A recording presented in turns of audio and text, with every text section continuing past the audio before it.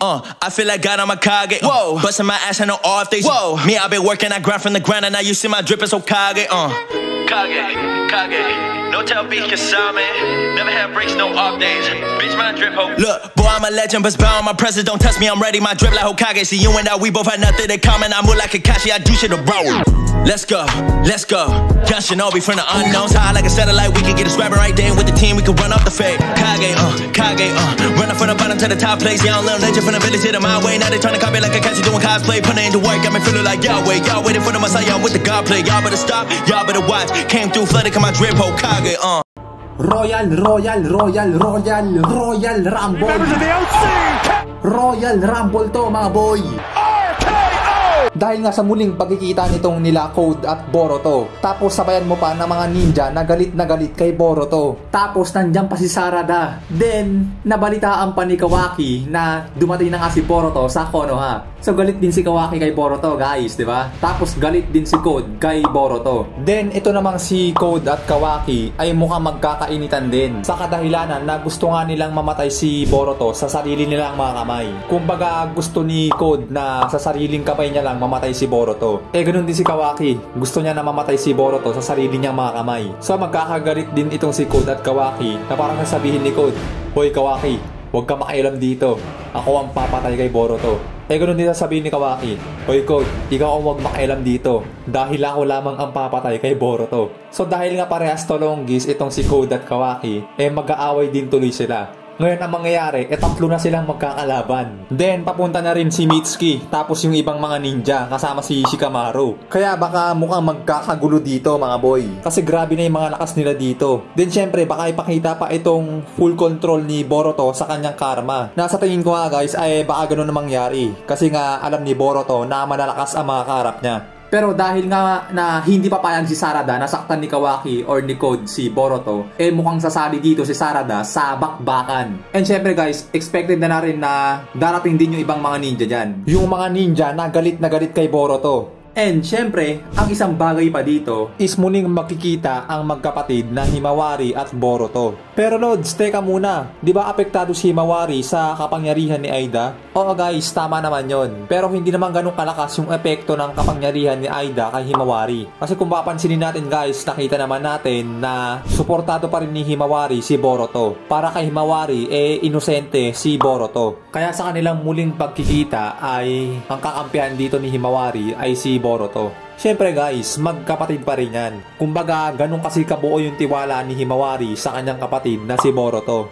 At about naman sa kanyang ability, masasabi natin na hindi pang karaniwan itong si Himawari. Kumbaga kahit pa paano siguro may aambag siya sa bakbakan. Sabihin pa natin na hindi pa siya ganun ka-mature dito. Dahil nga bata-bata pa talaga. Pero mukhang may ipapakita ng bago dito kapag ipinasok si Himawari sa part na to. Tulad nga sinabi natin nakaraan, si Daemon ay hindi nakakana kay Himawari. Dahil nga may special hidden ability pa itong si Himawari na hindi pa natin alam. So dito sa bakbakang magaganap, ang marahil magiging kakampi dito ni Boruto is itong si Sarada and Himawari. Si Sarada masabi na natin na pambakbakan na kahit papano. Dahil ilang taon din na lumipas guys. So masabi natin na may na-discover na siyang mga ability ng kanyang Mangekyou Sharingan. Malay ba natin baka may Amaterasu din siya, di ba? And syempre, ang isang bagay pa dito, halimbawa yung lightning technique ni Sasuke. Example doon yung Chidori. Yun guys, baka matutunan pa ni Boruto yun. I mean yung mga iba't ibang klase pa ng mga high level lightning technique. Tulad yung mga nakita natin kay Sasuke. So ay mga high level lightning technique,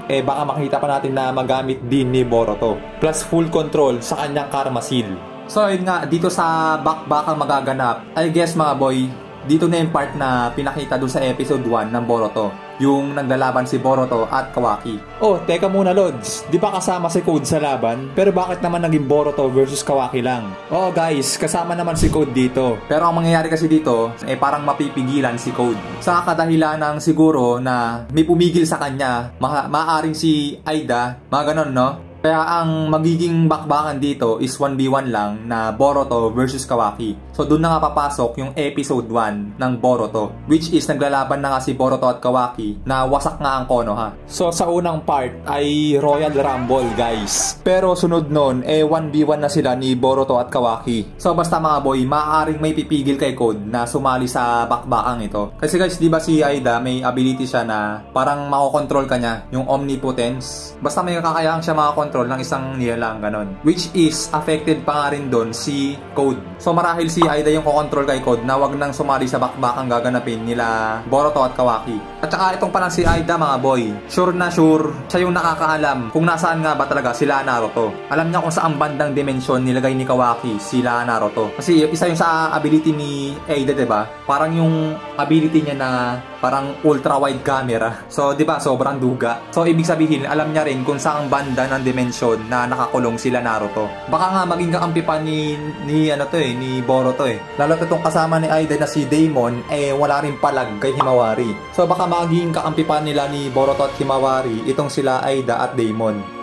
Then, about doon sa biglang pag-teleport ni Boruto guys. So, hindi na siya malaking bagay kasi guys, may teleportation jutsu si Boruto, di ba?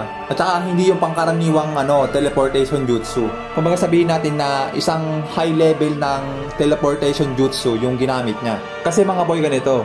Di ba yung Jogan ni Boruto may kakayanan na makakita ng mga ibang dimensyon? Tapos yung Karamasil naman niya kaya mag-open o magbukas ng dimensyon. So pag pinagsabay ni Boruto gamitin yun, parang perfect timing. Kaya bigla siya nakapasok sa Konoha na walang kahirap-hirap. Then syempre guys, automatic dyan na sinanay niya din yung paggamit ng kanyang space-time jutsu. Kung paano gamitin ito sa mabilisang paraan. Mga ganun lang, Kaya bigla ang nakapasok si Boruto sa Konoha na huli nang malaman ng mga nagbabantay. And syempre, ito pa pala mga boy, about dun sa pag-alis nila Sasuke bago ang time skip. So dyan nga sa pag-alis nila Sasuke at Boruto sa Konoha, may katanungan dyan guys. Ang tanong dyan, saan ba pumunta sila Sasuke at Boruto? Kasi kung sa Naruto, itong si Jiraiya at Naruto ay magkasama guys. Pinakita doon na kung saan sila pumunta. Pinakita rin na nag-training sila, mga ganon.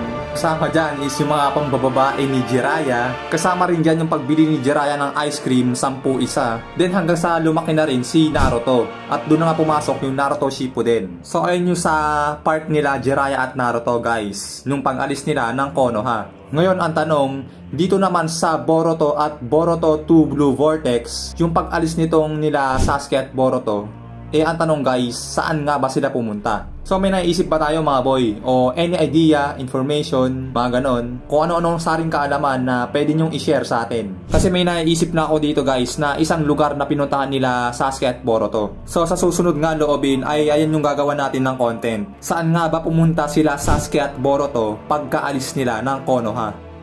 So ayun nga mga boy, ang ating talakayan sa oras na ito. At abang-abang tayo guys sa susunod na chapter ng Boruto 2 Blue Vortex. Abangan natin kung ano nga ba ang mga susunod na mangyari dito. Hanggang dito na nga muna tayo mga boy. Maraming salamat. Tayo nagpapaalam.